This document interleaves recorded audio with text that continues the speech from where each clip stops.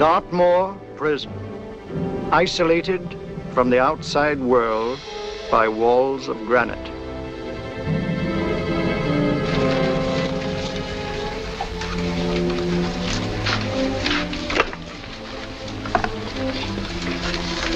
They say you could get out of here by merely telling what you know. You may or may not be another Scotland Yard bloke, but I'll give you the same answer I gave the others. I still have 2 years, 8 months, and 6 days left in which to make musical boxes. That'll be sold at auction for the benefit of this delightful sanctuary. And I intend to serve them.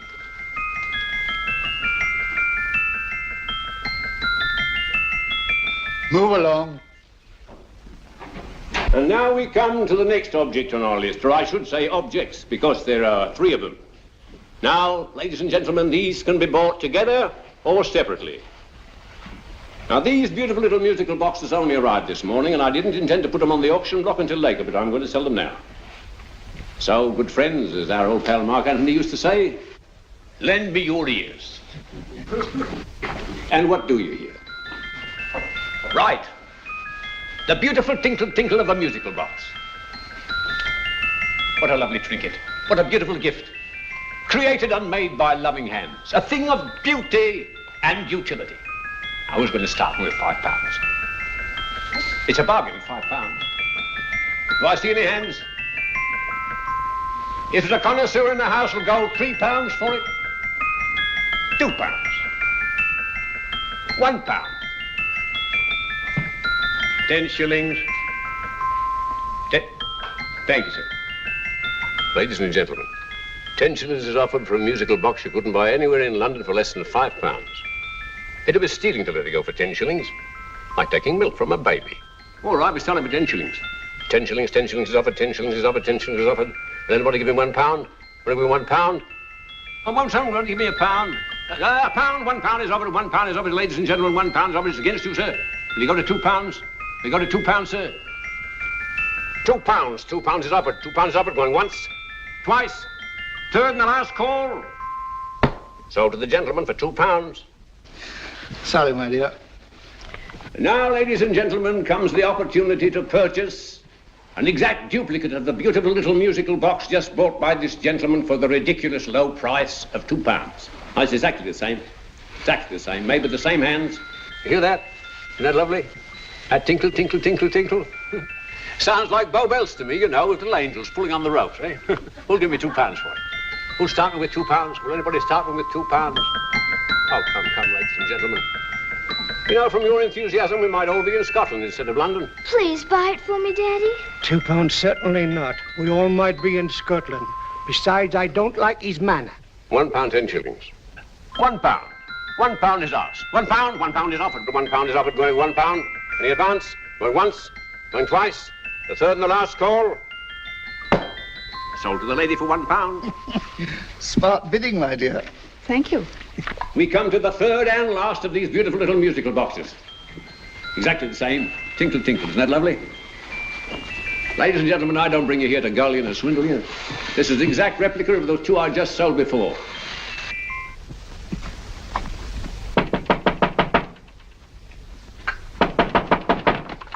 We're closed. But this is extremely important. Come in, sir, come in. I'm sorry to disturb you, but I was unfortunately delayed from arriving in time to bid on certain articles which I was rather anxious to obtain. Oh, perhaps they weren't sold, sir. We are carrying several things over. What might the articles be, sir? 3 identical musical boxes, about so large. Oh, I'm sorry, sir, but they were sold. Pity you weren't here to bid on them. They didn't bring anything like the real value. I'm most anxious to obtain them. I wonder if your records would show who the purchasers were. Oh, we don't usually give out that information, sir. For certain, shall we say, sentimental reasons, I'm most anxious to get in touch with the purchasers. I'd be willing to pay, shall we say, £5. Well, for certain sentimental reasons, sir, we'd be very happy to oblige. Alfred, today's sales. The 3 musical boxes. Musical boxes, oh. Ah, here we are. The first purchase for £2 from Mr. Julian Emery, 52 Portman Square. Write these addresses down, Alfred. Yes, sir. Second didn't leave any name. Well, how unfortunate. I think she's a dealer. You see, they don't like us to know where the things are going. On account of the profits. You say the second purchaser was a woman. Can you give me a description of her? Oh, she was a young woman, fairly tall, slender, had a light complexion and dark hair, and she was wearing A grey suit, don't you remember? That's right. She probably runs a gift shop. She paid £1. You say she comes here fairly frequently? No, I didn't say so. But she does, sir. Like as not, she'll come in on Thursday. We have sales on Mondays and Thursdays. Oh. And the third box? The third, Mr. William Kilgore, 143B Hampton Way. For 10 shillings. Quite a drop from £2. Mr. Kilgore was a Scotchman. Oh. Thank you. You've been most helpful. Oh, thank you, sir. And any time you're passing, drop in. We always have lovely things for sale. Our card, sir? Thank you. I'll be back Thursday.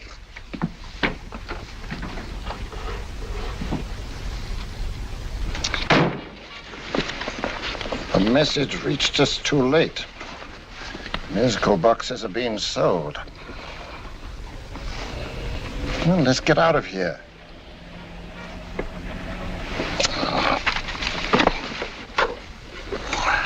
Someday you'll go too far. Reaching for a star, you fool. Yet a fool may touch a star, Colonel Cavanaugh, if he but reach high enough. But not possess it as you would. The musical boxes, they've been sold. What a pity for you, my dear Colonel. Is it my fault that the message reached us only an hour ago? Is it my fault that they were sold? You can't hold me responsible for that. Hope for your sake you're right.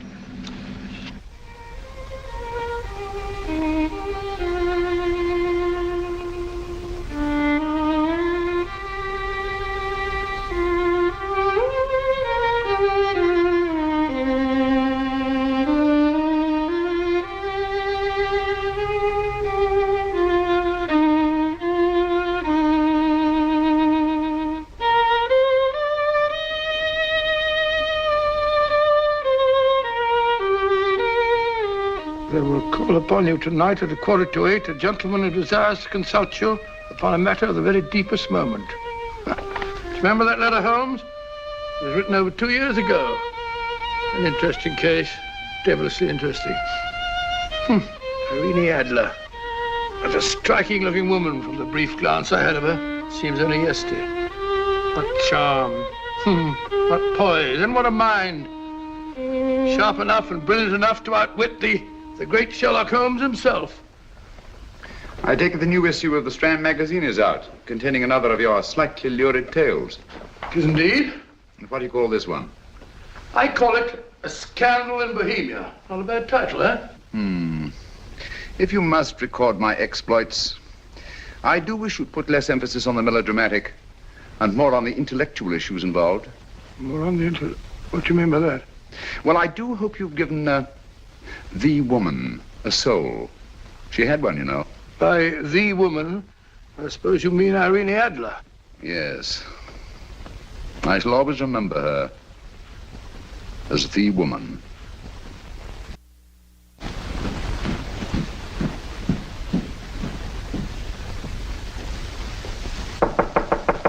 Come in. I think. That's it, old boy. How are you? How are you, old boy? I haven't seen you for years. I want you to meet my old friend Sherlock Holmes. Holmes, this is Stinky. In other words, Julian Emery. How do you do, Mr. Emery? Watson has often spoken of you. Oh, has he? Yes, we were at school together. Yes, more years ago than I care to remember, but you didn't come in here just to remind me of that. No, I just happened to be in the neighborhood and saw your lights burning, so I took the liberty of looking you up. Still writing your mystery stuff? Yes, there's a new one out this week. Good, I never miss them. Oh, good, thanks. I say that bandage makes you look very interesting. Still poking your nose into other people's business as usual? Who hit you? I haven't the foggiest notion. Somebody knocked me on the head in my own living room, and then proceeded to commit the most idiotic burglary you ever heard of. Fellow must have been balmy as a coot. Balmy? Why? Come sit down, old boy. Hey. You like a cup of tea? Oh? Oh, all right. I'll go and tell Mrs. Hudson about it. Yeah. Why do you say the robbery was idiotic, Mr. Emery? Oh, simply from the fact that with about £5,000 worth of musical boxes in my living room, the thief, who I caught in the act, made off with one that isn't even worth £5. I gather you're a collector of musical boxes. Yes, I am indeed.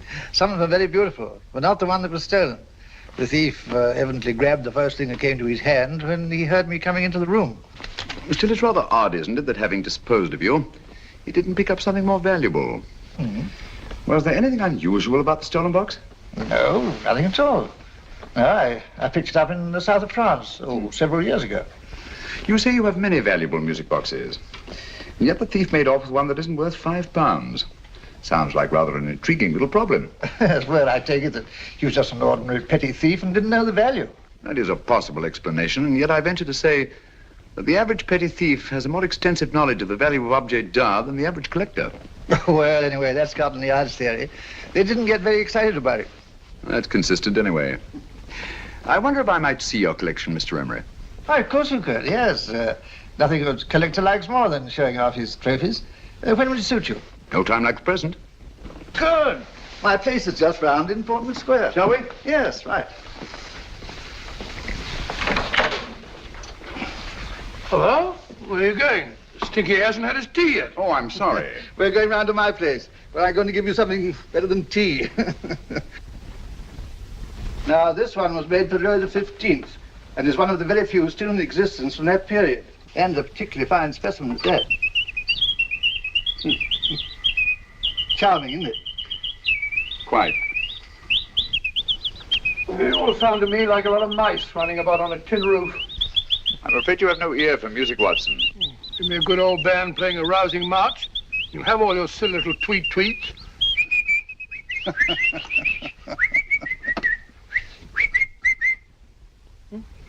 Another one. Excuse me.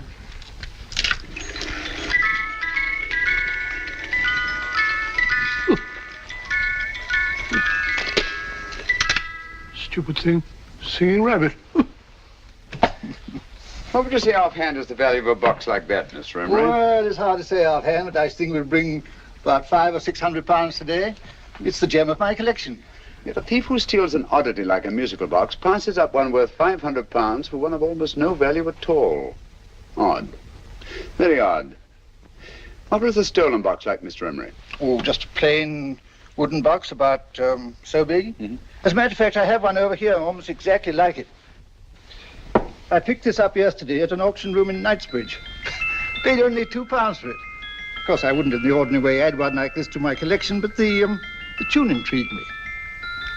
I'd never heard it before.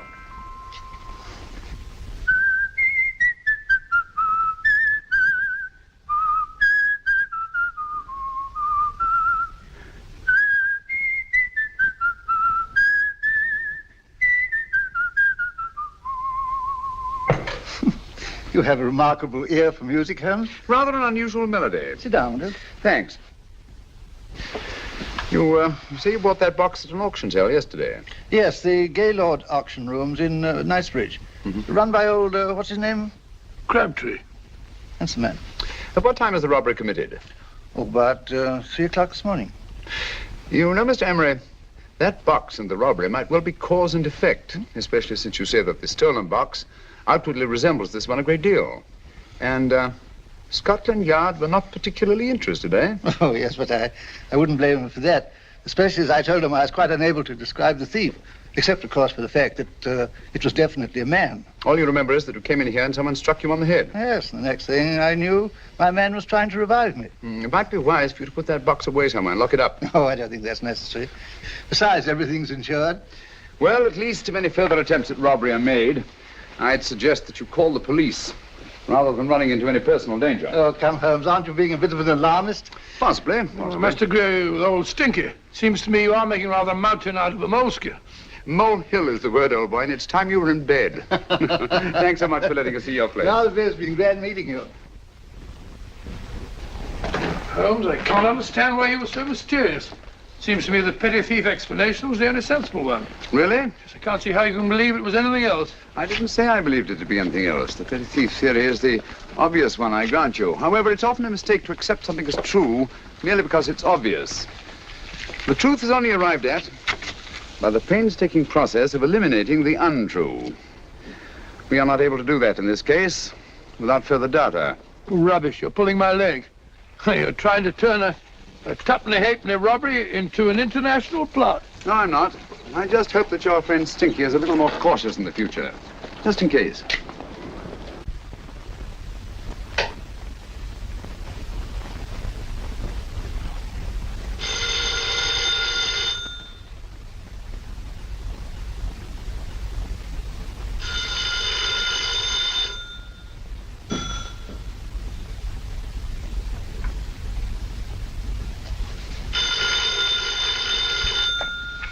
Hello? Yeah? Julian Emery here. Who? Why, of course I remember you, Mrs. Courtney. Yes, you're the one bright spot at that appallingly dull affair of Lady Sanford's. Huh? Of course it isn't too late to come round. Yes, I shall be delighted to give you a drink. I tell you what, come straight up and I'll leave the door unlatched. Right, well, 15 minutes? Good. I shall be counting each moment. No, I mean that, really. Right, goodbye.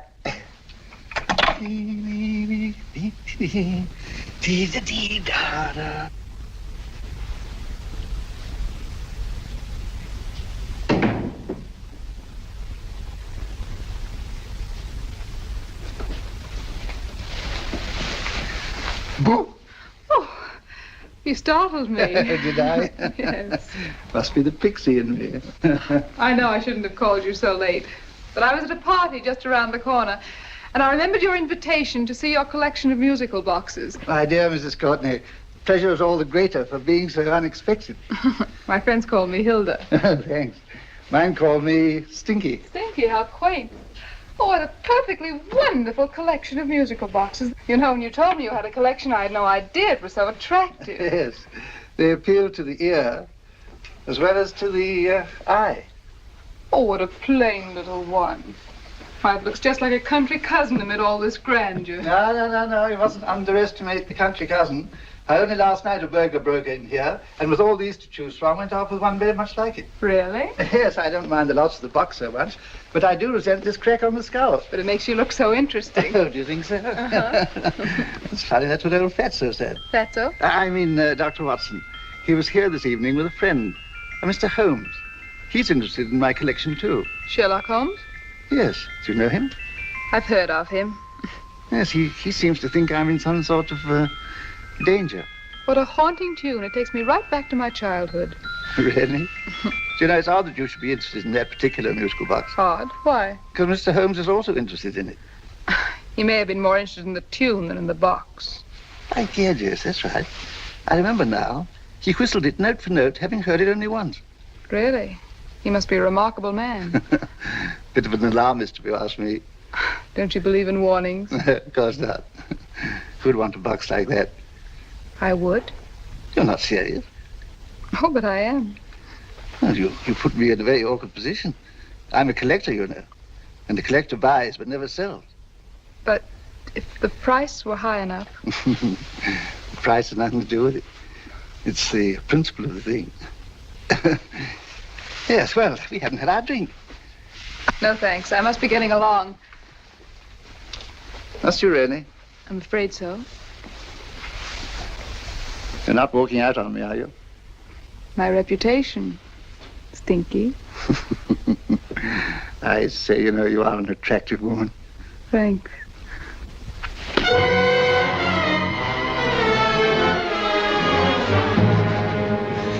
You fool. I told you to wait outside. What did you have to kill him for?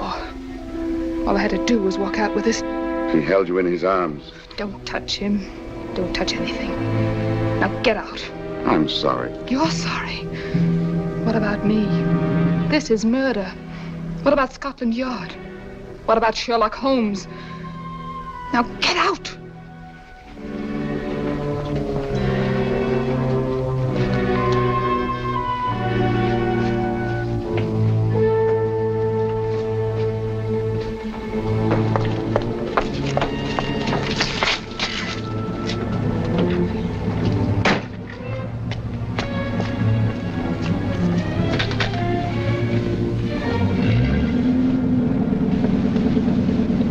Did you get it? Good. Did you have any trouble with him? Just a matter of murder. Ah, Mr. Holmes. Hopkins. Thanks for coming so promptly. Inspector Lestrade suggested that I call through to you. Mr. Emery was the client of Mr. Holmes, Inspector. Indeed. You didn't mention that when I telephoned you, Mr. Holmes. Well, not exactly a client, Inspector. Sergeant Thompson? He was killed between the hours of 11 and 2 o'clock this morning, Mr. Holmes. Must have been someone he knew, someone of whom he had no suspicion. Poor old Stinky. It's all my fault. I should have prevented this. Well, it's no time to start talking about that now, Doctor. Apparently it's gone. That's the second attempt on the musical box that Emery bought at the auction sale. And this time it was successful. But that box was only worth £2. It was worth a man's life, Watson. I think we'd better pay a visit to Gaylord's auction room and that fellow Crabtree. Inspector, may I suggest that you make a complete search of this flat for a small, plain, musical box about that size. Thank you. Come on, Watson. You say the first box went to Mr. Julian Emery. The second to Mr. Kilgore, 143B Hampton Way. And the third to the unidentified young lady who presumably has a shop and lives near Golders Green. That's right, Mr. Holmes. Isn't it rather strange, Mr. Crabtree, that you should have had 3 identical musical boxes all playing the same tune? Where'd they come from? Dartmoor Prison. Dartmoor? Yeah, we get a regular shipment from there every month. The inmates manufacture them. Well, they make all kinds of things, you know, pipe racks, waste paper baskets, musical boxes. Did you happen to notice if anyone showed any particular interest during the auction in the purchasers of these 3 boxes? Oh, come now, Mr. Crabtree. This is very literally a matter of life and death. Well, since you put it that way, Mr. Holmes, there was a gentleman came in here about an hour after closing time, and he was in an awful state, he was. He gave me £5 to tell him where the boxes had gone to. He said they had a sentimental value for him, sir. Expensive sentiment. Can you describe him? He was tall, distinguished looking, and he had grey hair and a moustache. He was quite a gentleman, sir. What was his reaction when you were unable to supply him with the address of the young lady who owned the shop? I told him the young lady usually come back on Thursday. He said he'd come back on Thursday. Now, that's tomorrow. Thank you, Mr. Crabtree. You've been very helpful. Thank you. Come along, Watson. Where are we going now, Holmes? To the home of Mr. Kilgore, the man who bought the 3rd box.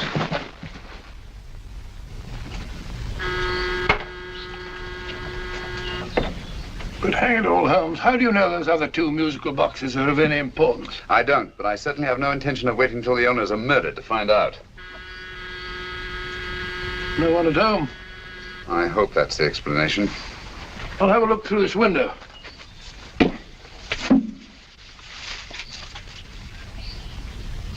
Doesn't seem to be anyone there.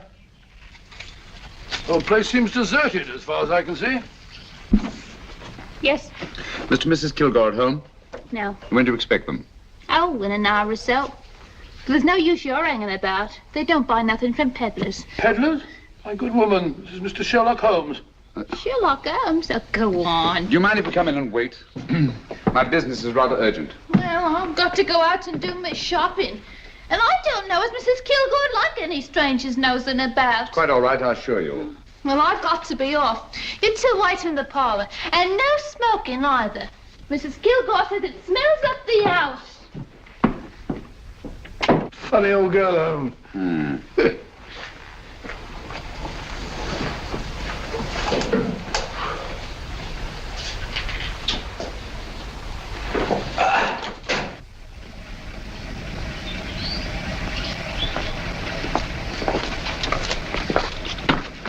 Park Lane. Park Lane? And what would the likes of you be doing in Park Lane? Now, don't worry about the fare, Ducky. If you knows how to get to Park Lane, up it.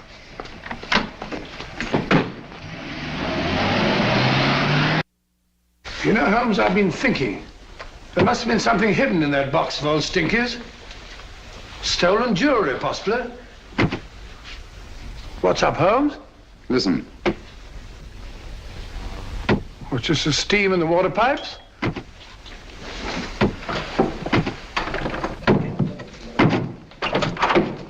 Watson! Great Scott! Come on, Holmes. Get on the chair here. All right, my dear. There. Now, don't worry. It's all over. There you are, dear. Don't cry anymore. She tied me up and shut me in the cupboard. I know. She won't come back. Did you show her your new musical box? Yes, she said she wanted to hear it play, and as soon as I showed it to her, she grabbed hold of No, I know. Now, don't worry. We'll buy you a new musical box. Yes, my dear, the best one in London. Watson. Oh, what a fool I've been. What do you mean, Holmes? She took the musical box out of this house in that market basket, right under our very noses. Why could the Kilgore charwoman want to take the music box? She isn't the Kilgore charwoman. She's a consummate actress. An extremely clever, unscrupulous woman who will stop at nothing. Take care of the child, will you, Wolfella, until our parents get back. Explain everything to them. Of course I will. But, Holmes, where are you going? Somewhere, somehow. I must get to the young lady who bought that third musical box before our opponents find her. I only hope that I won't be too late. Oh, no. No, darling, you mustn't cry anymore. Now, cheer up. Would you like to hear old Uncle make a noise like a duck?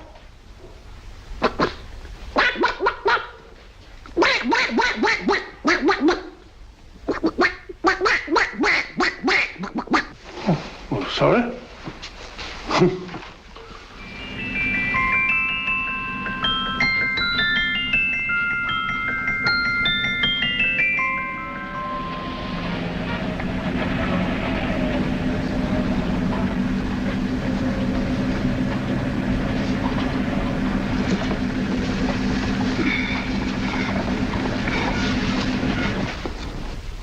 And now, ladies and gentlemen, how much am I offered for this beautiful lace Dresden china figurine? A lady of the French court. Now, this is the genuine article.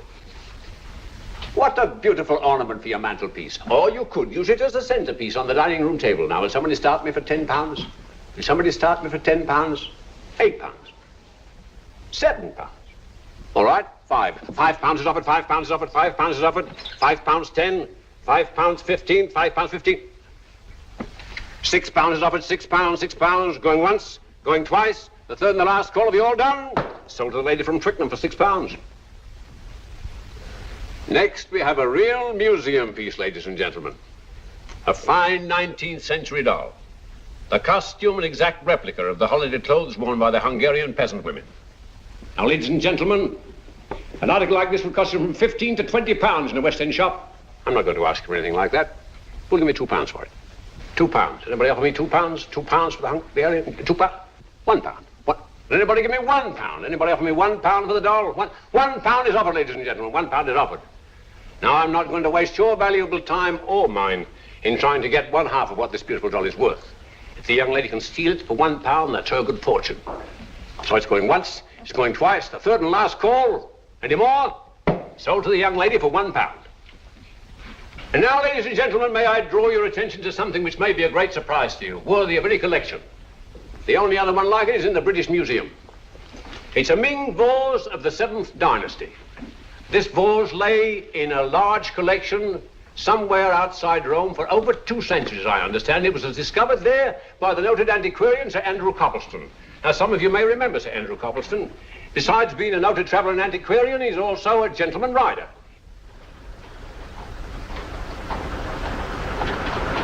The girl with the parcel in her hands, that's her. Are you sure that's the girl?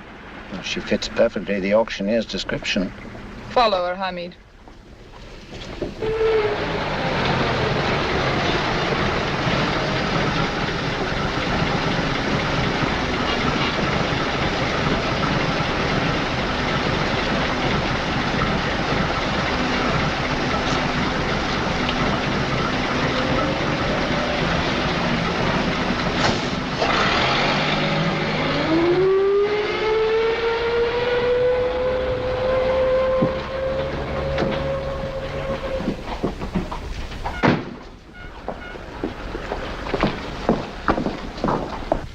Lovely, dear. And only £1. We can get at least 3 for it. Easily. I'll go make some tea. I could do with a cup. Right. Good afternoon. Good afternoon. I'm looking for a birthday gift for a 7-year-old girl. What would you suggest? We have some lovely dolls. Now, this Hungarian I think she has enough dolls already. Books are always welcome. Well, I'm looking for something a little different. Well, that's rather cute. What is it? Oh, that's a musical box. Children always love them. And this is an exceptionally nice one. It plays many tunes.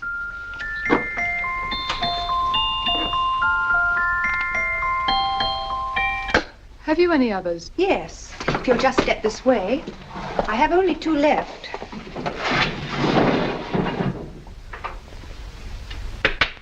How nice.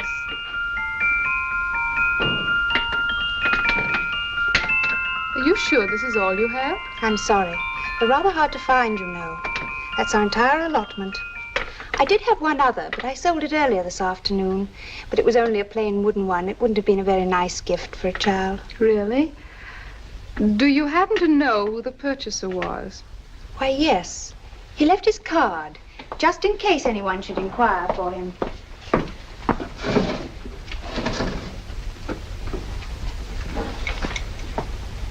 How interesting. I'm sorry, but I'm afraid I'll have to look a bit further. Thank you anyway. Good afternoon. Thank you.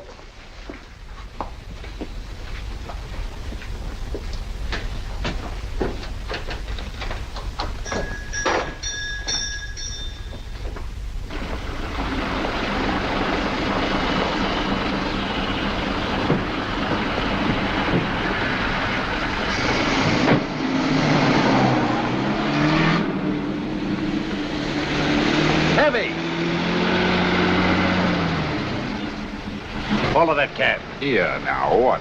Scotland Yard. Hop in.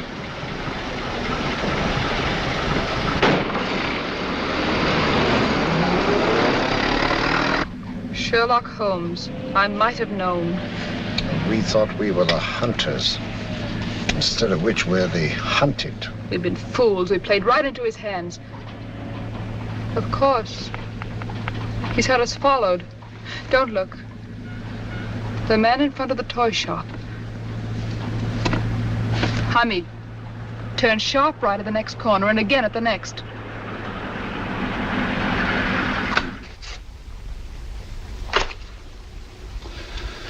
No photograph of her, Commissioner, as I expected. She's not a known criminal. But how do you expect to know if you do find her?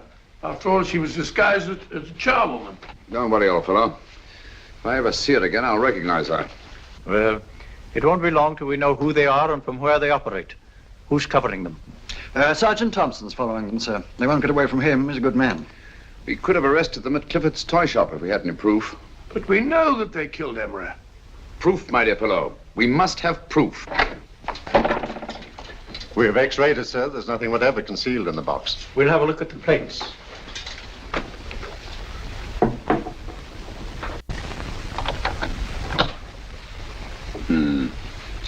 There must be some clue. And it's probably so obvious that we've all overlooked it. Seems to me we're up against a bunch of lunatics. Not lunatics, my dear fellow. Extremely astute, cold-blooded murderers. What can these little musical boxes have in them that's so important? Don't forget they were made in Dartmoor prison. You can smuggle stuff into prison, but not out. Do you want us to break the box apart, sir, to see if there's anything the x-ray hasn't caught? No, not yet. Do you mind if I take it? Certainly. Thanks.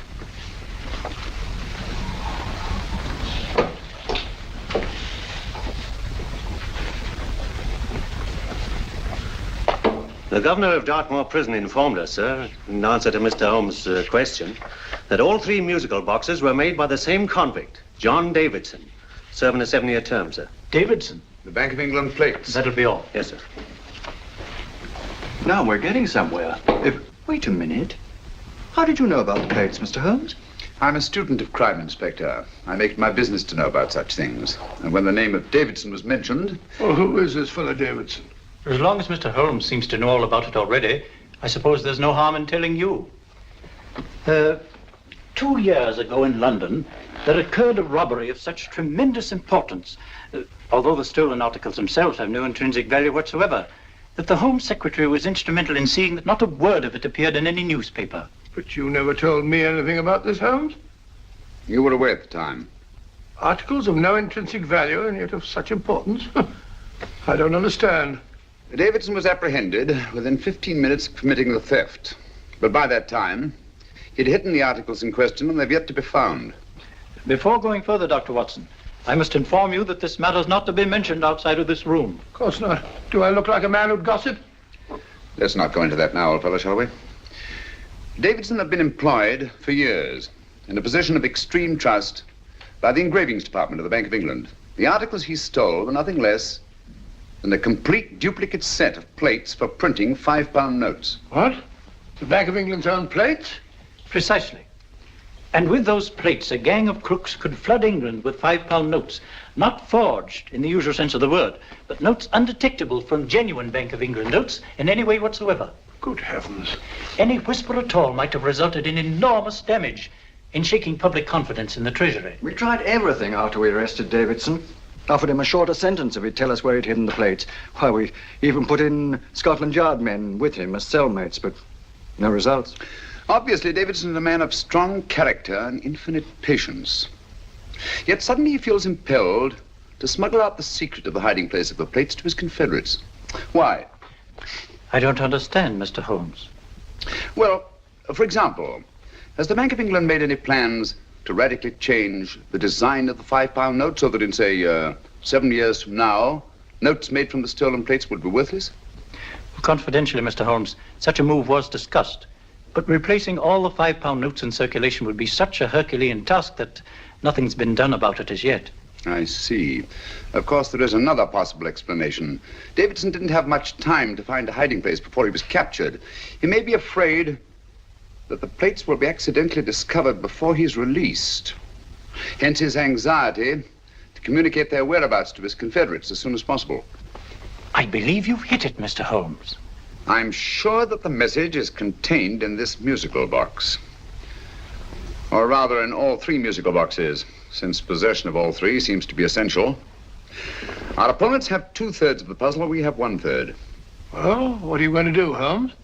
Try to deduce the message from the 1/3 that we have.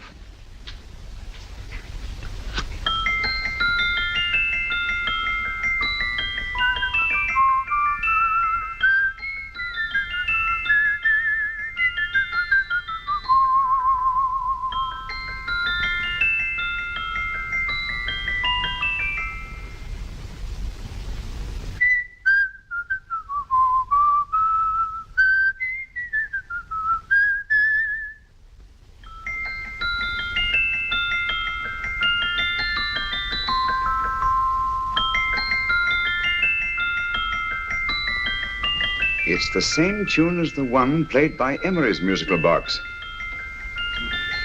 And yet it's different. Sounds the same to me. The tune. Somehow the tune is the key to the mystery. It must be the tune. Otherwise, why use 3 musical boxes to convey the message? Why not collar boxes or shoe boxes? Yes? Oh. It's for you, Inspector. Oh, thank you, sir. Inspector Hopkins speaking. What? Where? Golders Green Station reports they've just found Sergeant Thompson's body. From the tire marks on his clothes, he was apparently run over by a taxi. What an unfortunate accident. Not an accident, my dear fellow. I'm afraid it's murder. You never know just who you're going to meet when you're walking down a busy London street. Mrs. Hawkins, Mrs. Brown, any subject of the crowd. Oh, you never know just who you're going to meet. So you better hold your topper in your hand, just in case you meet a lady on the Strand. Girls will think you're kind of sweet, and your day will be complete. Oh, you never know just who you're going to meet. Now, a gentleman is judged by his appearance. Yes, a gentleman is judged by how he talks. Now, he's much better off when he's acting like a toff, especially if he's taking him a walk. What on earth is this outlandish place? A rendezvous for actors. Actors? Buskers, old boy. You've seen them 1,000 times. Actors who entertain the queues, waiting outside theaters. You never know just who you're going to meet when you're walking down a busy London street. So you better wear your best velvet ties to look your best, 'cause you never know just who you're going to meet. So you better keep your manners right in view, just in case a lady gives a how'd you do. Keep your trousers in a pleat, shine your shoes and keep them neat, 'cause you never know just who you're going to meet. Blimey. Mr. Holmes. How are you, Joe? Never met him. And yourself? Fine, thank you. I want you to meet a friend of mine, Dr. Watson, Joe's sister. Oh, well, any friend of Mr. Holmes is a friend of mine. Hi, Joe. He did me a good turn once that I'll never forget. Yes, I cleared Joe of a most unpleasant charge. Murder, no less. Oh, really? By proving to the satisfaction of the police that he was busy at the time blowing open someone's safe. That's right, Governor. Good gracious me. Joe, now you can help me. Come on, buzz off, buzz off. Come on, up it, up it. Can't a gentleman have some peace and quiet around here? And you too. There you are, Mr. Holmes. Now we can have some peace and quiet around here. Thank you, Joe. There's £5 in this for you. Well, I wouldn't want to take it on myself, sir, but I can get somebody to do it for you for half of that. You don't know what the job is yet. For £5? Murder, ain't it? What? No, Joe, not murder, just music. I want you to identify a song for me. Oh, there ain't a song that's been written that I don't know. That's why I came to you. Of course, the violin is more my instrument, but, oh, well, here we go. Now listen to this, Joe.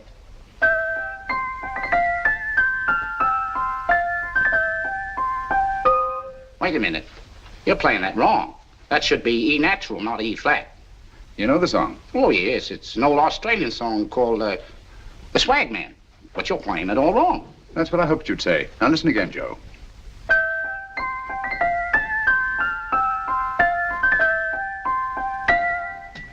That's the same tune, all right, but you're making different mistakes than you did the first time. No, not mistakes, Joe. Call them variations. Here, play the song for me, will you, the way it's written.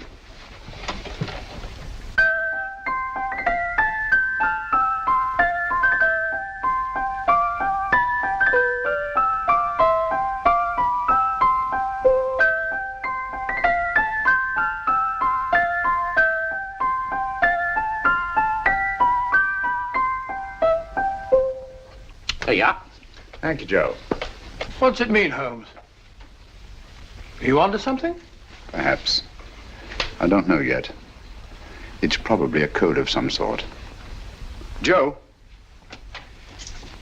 could you write the song down for me, the way it was originally written? Oh, sure, Mr. Holmes. But it'll take a few minutes. Mm-hmm. Here, Mabel. Pale ale. Come on, up to it. Along with it.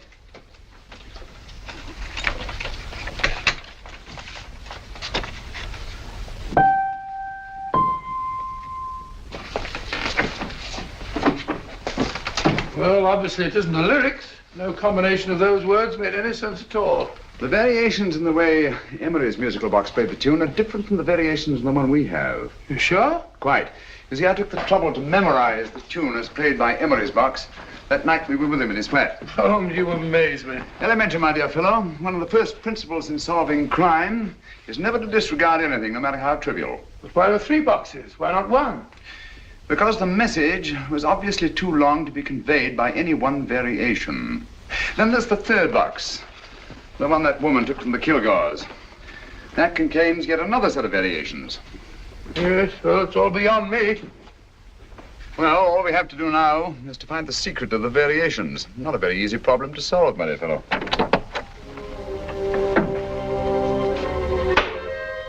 Hello.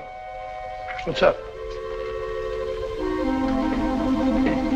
We've had company.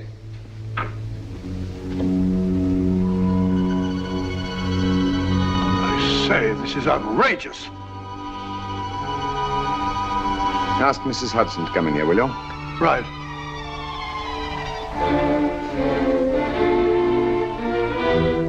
Watson? Yes? Oh, there you are. Will you come up here at once, please? Oh, coming, sir.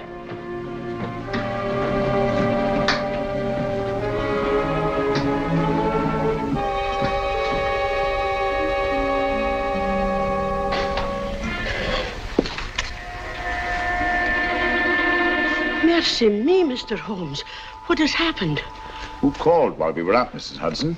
Just a young lady. The one who said you wanted her to wait for you. And a nice-looking old gentleman with Our her. friends again, Watson. Friends? What did the young lady look like? Oh, I couldn't see her face. She had a heavy black veil on. But she had such a nice way with her. Oh, I'm sorry, Mr. Holmes, if I've done anything wrong. But you did say I should always let clients come in and wait for you. Don't worry, Mrs. Hudson, don't worry. You had no way of knowing. It's quite all right, quite all right. Now, don't worry, Mrs. Hudson. Don't worry. Well, where on earth's the musical box? They didn't get it. Didn't get it? Where is it? It's in your hand. Huh? In that biscuit jar. Take the biscuits off the top. Now put your hand inside, and you'll find the music box. Well done, Holmes. Well done. Amazing.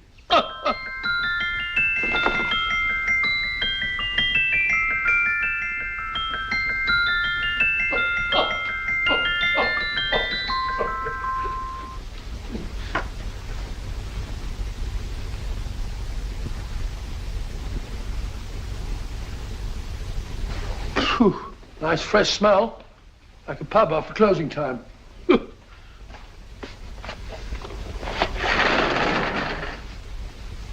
I say, Holmes, What? it's morning. Allow me to congratulate you on a brilliant bit of deduction.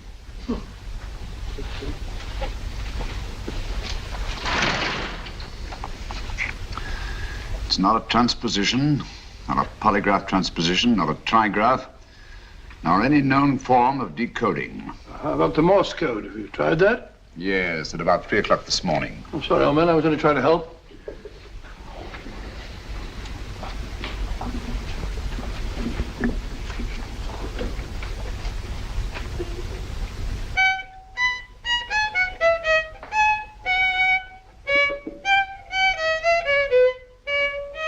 Oh, do me a favor. Not again.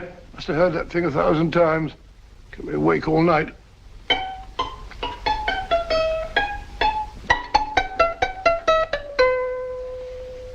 Not a very distinguished composition, I grant you. You know perfectly well I don't know one tune from the other. When I was a kid, my people tried to have me taught the piano. I've always felt sorry for that old teacher of mine. The poor old girl finally reached the point of numbering the keys for me. 1, 2, 3, 4. Even then, I never progressed beyond it. Numbering the keys, Watson.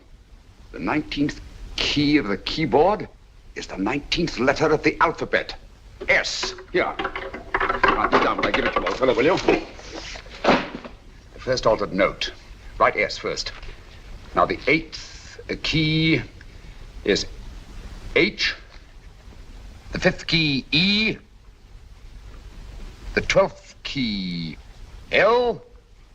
The 6th key, F. S-H-E-L-F. Shelf. Your piano lessons were not in vain, old fellow. You've solved it. Thank you. Thanks, old bean. Hold it. We now have 2/3 of a message. Behind books, third shelf, secretary, Dr. S. Presumably, these are the first and second portions of the message. And this gang has the first and third parts of it. Precisely. Then it's a stalemate? Yes, Commissioner, but we can't leave it like that. There's no doubt in my mind that they'll try to secure our third of the message that's missing.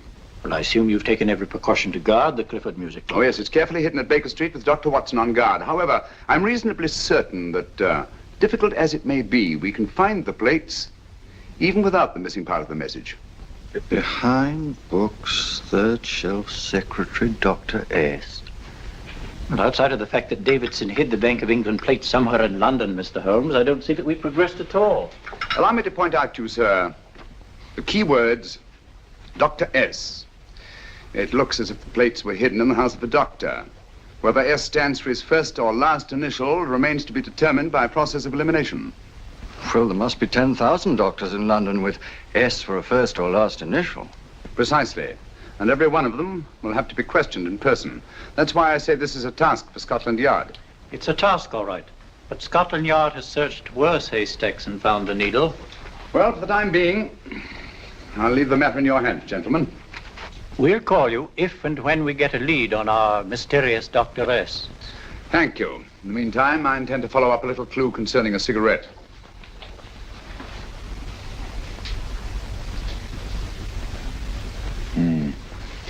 You're certain of the identification of the tobacco? Absolutely. I have made up this special blend for only 3 customers. It is almost pure Egyptian, with admixture of latakia for added body, and a pinch of perique. Merely a whisper, as one might say, for elusive fragrance. Yes. And the 3 customers? Major Wilson in Bombay, India. Mrs. Catherine Leamington Smith in Ireland. Yes, and the 3rd? Mrs. Hilda Courtney of Park Mansions, Bryanston Square. Thank you. Thank you very much. You've been most helpful. It is a pleasure to have been of service, Mr. Holmes.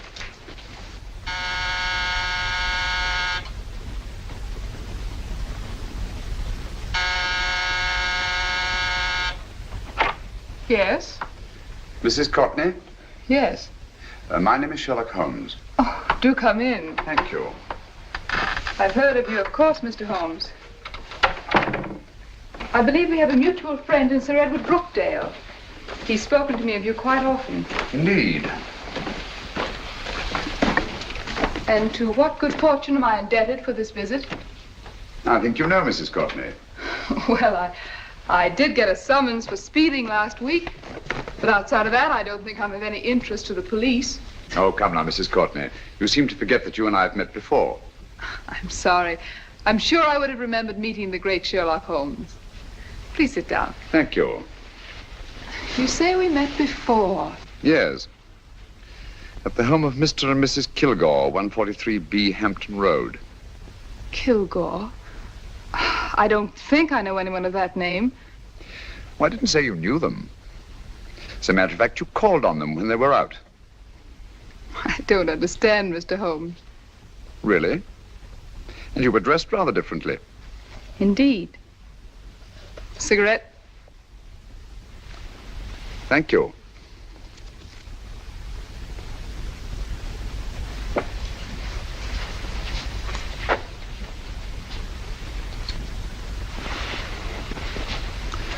Thank you. You know, Mrs. Courtney, people generally forget, in assuming a disguise, that the shape of the ear is an almost infallible means of recognition and identification to the trained eye. Evidently, you've mistaken me for someone else. Oh, no, not at all. Though naturally, I expected your denial. But when you paid your visit to my rooms at Baker Street, you carelessly left behind another identification. They're, identical, aren't they? Yes, I must admit they are. You see, Mr. Holmes, to catch one as clever as you, I had to use a very special lure. I knew you'd be unable to resist the bait of my cigarette, having read with great interest your monograph on the ashes of 140 different varieties of tobacco. I should advise you not to move, Mr. Holmes. I must congratulate you on your ingenuity, Mrs. Courtney. It was indeed a brilliantly designed trap. Thank you, Mr. Holmes. Praise from a master is indeed gratifying. I shall always cherish the memory of your flattering words. Memory? Precisely. I'm afraid these gentlemen have a most regrettable task to perform. Unless, of course, you care to turn over the missing musical box with your pledge to take no action against us in the future. I'm afraid that will be impossible. I thought that would be your answer. Hamid! Careful! Careful. There's no need to be unnecessarily rough with our distinguished guest. You realize, Mr. Holmes, that your demise will not take place here. The corpus delicti, you know. Well, naturally. Shall we go? It's so fearfully awkward having a dead body lying about. Don't you agree, Mr. Holmes? Another dead body shouldn't weigh too heavily on your conscience, Mrs. Courtney.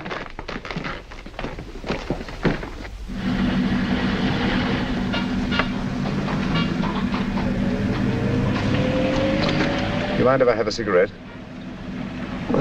Don't see why not.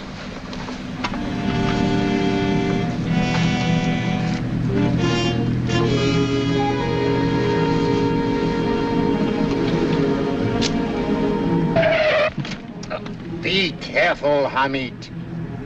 It's the brakes, they bind. Thank you, Colonel Kavanagh. It's very considerate of you.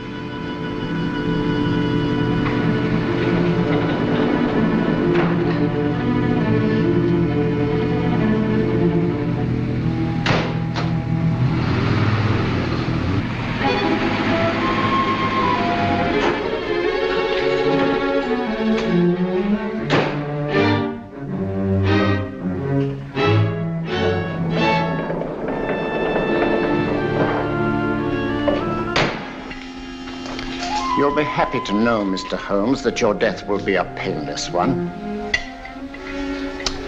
Hamid, attach this to the motor of the taxi. That little attachment, my dear Mr. Holmes, contains the deadly fluid known as monosulfide. The Germans use it with gratifying results in removing their undesirables.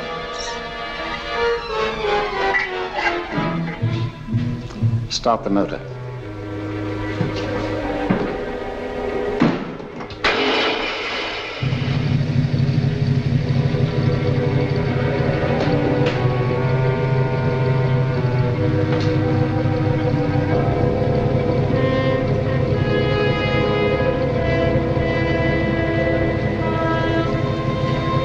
Tape his mouth.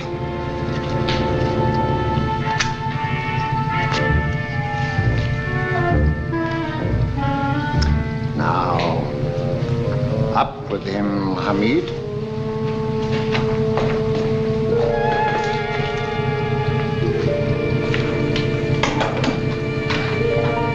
You find yourself like Muhammad's coffin, Mr. Holmes, suspended between heaven and earth. Plenty of fuel in the tank? Good. It would be too bad to have anything go wrong through so simple an oversight.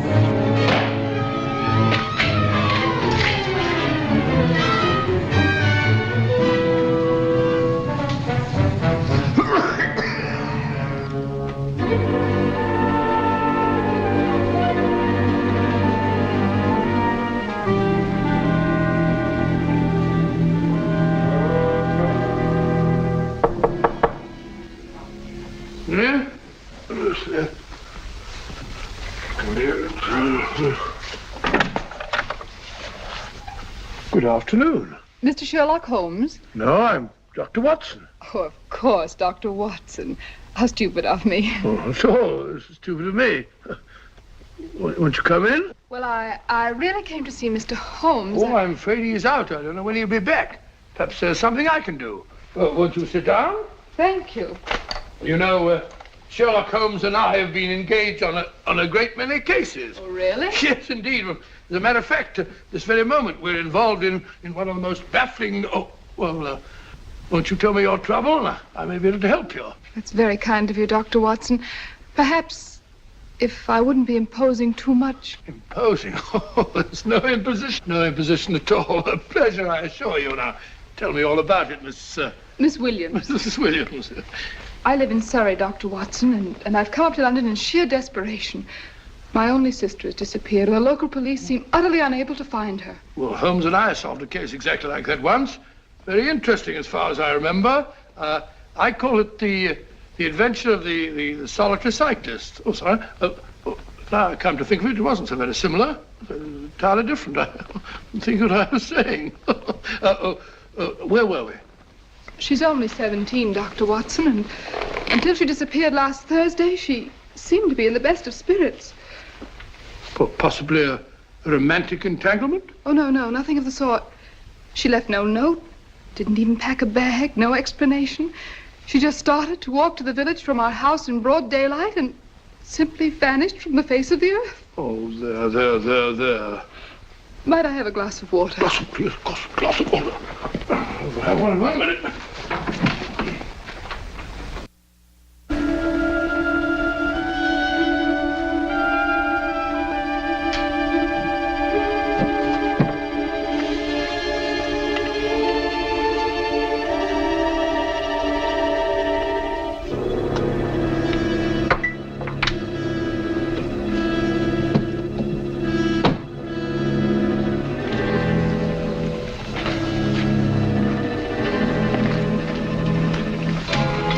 My dear. Thank you, Dr. Watson.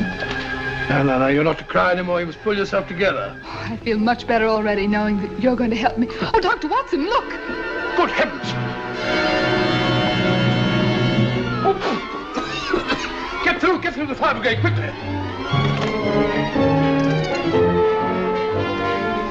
Haven't you a fire extinguisher? By Jove, we have in the kitchen.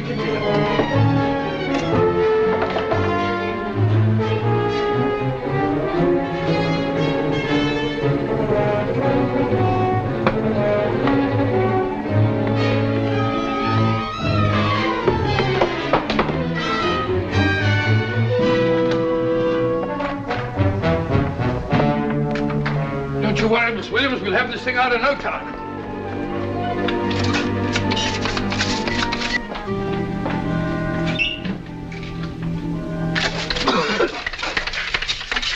That's got it. Get some air. Well, you see, there was no need for the fire brigade after all. I hope you weren't too frightened, Miss Williams. Gone. That's the trouble with women. They always lose their heads in an emergency. Well...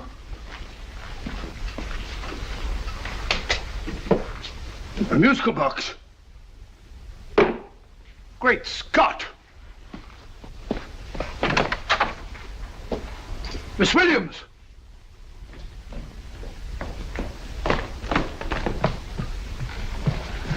Well? Good. And Holmes?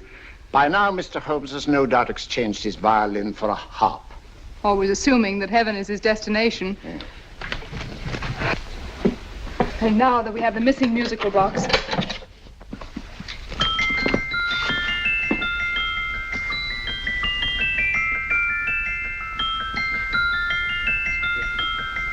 Nineteenth note. 19th letter. 19th. Yes. He hasn't been there, you say? Holmes, where on earth have you been? I've been trying to get you at the club, at Scotland Yard, all over London. You were looking for me in the wrong places. Holmes, terrible things happened. I've been duped. That woman, she made a complete fool of me. Well, what do you mean? Well, she came here, let off a smoke bomb. I thought the whole place was on fire, and my first thought was to save the musical box. No need to say any more. She has the box. Yes. Don't blame yourself too much, old fellow. She is an extremely clever antagonist. Smoke bomb, you said? Well, you can console yourself with the thought that your charming friend is at least a reader of yours. What do you mean? If I remember correctly, you wrote about my little experiment with smoke and the cry of fire in a story you entitled A Scandal in Bohemia, which has just appeared in the Strand magazine. All right, old boy. Don't rub it in. Well, it may cheer you up to know that you made a fool of me, too. That cigarette stub was planted here for one express purpose. We're going to bandaging around this place. Bandaging? What's the matter, Holmes? You hurt? Explanations will have to wait until later. At the moment, we're faced with a problem which I fear is insurmountable. Come over here, old boy, will you? Right. Our opponents are in possession of all three parts of the code. And here are we, while the Bank of England plates pass into their possession. Cheer up, old fellow, cheer up. As Dr. Samuel Johnson once said, there's no problem the mind of man can set that the mind of man cannot solve. What's that, old fellow? I was just quoting Dr. Samuel Johnson. He said there is Thank you, Watson. Thank you. Leaving the front reception room, we come into the main hall, where Dr. Johnson was in the habit of passing through to have his meager meals in the dining room opposite, in company with his friend and biographer, James Boswell. We will now pass up the stairway, which remains in its natural wood finish, just as it was when the good doctor was here. The framed etching on the wall is believed to have been presented to Dr. Johnson by the distinguished painter, Sir Joshua Reynolds. I've been told here that that picture was given in by Mrs. Thrale, and it's definitely not a Reynolds. Is that important, my dear? Oh, I'm sorry. This way, ladies and gentlemen, please, this way. Move along, children, move along. The secretary's not on this floor. Patience, Hamid. I have a feeling My that... dear Colonel, with Sherlock Holmes out of the way, what could go wrong?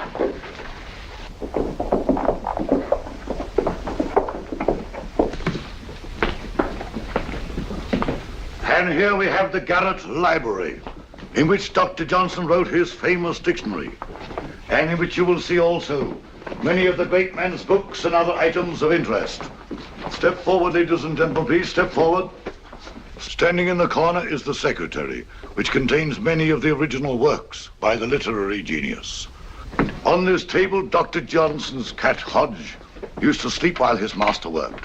A strange thing about this cat, ladies and gentlemen, was its love of oysters.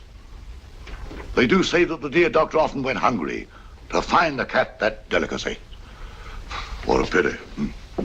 Now we will visit the grey room, which is immediately below us, in which you will see the very bed in which Dr. Johnson died. What did he die of? Gout. Just gout. This way, ladies and gentlemen. Mind the steps, please.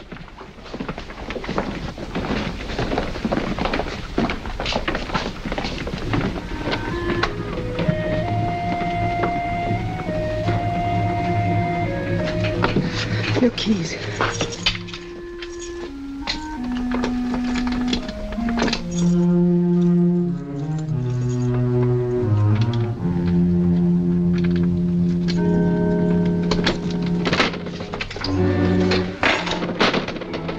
Third shelf up.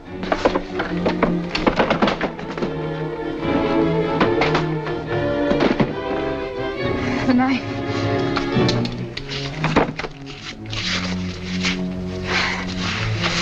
Gentlemen, the Bank of England plates. Well, Mrs. Courtney, so we meet again. No, I shouldn't do that if I were you, Colonel Cavanaugh. I must congratulate you, Mr. Holmes. You're far more clever than I thought. Thank you, Mrs. Courtney. Praise from you is indeed gratifying. I shall always cherish the memory of your flattering words. Memory? Oh, thank you. And now I have a most regrettable task to perform.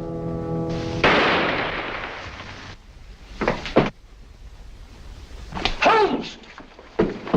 Coming, Holmes! Holmes, you all right? Perfectly, thank you, old fellow, but I think this gentleman on the floor requires some medical attention. We must see that he looks his best, you know, when he's hanged. Take them in charge.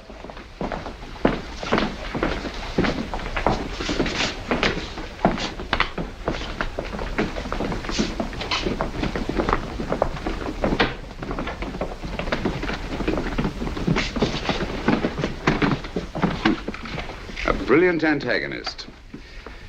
It's a pity her talents were so misdirected. Will you see that these plates are returned to the Bank of England, Inspector? I still don't understand how you solved it, Mr. Holmes. It's entirely due to Dr. Watson. He gave me the clue when he mentioned Dr. Samuel Johnson. Well, congratulations, Doctor. Oh, thank you, Inspector. I don't think I'd have done it entirely without Mr. Holmes's help, you know.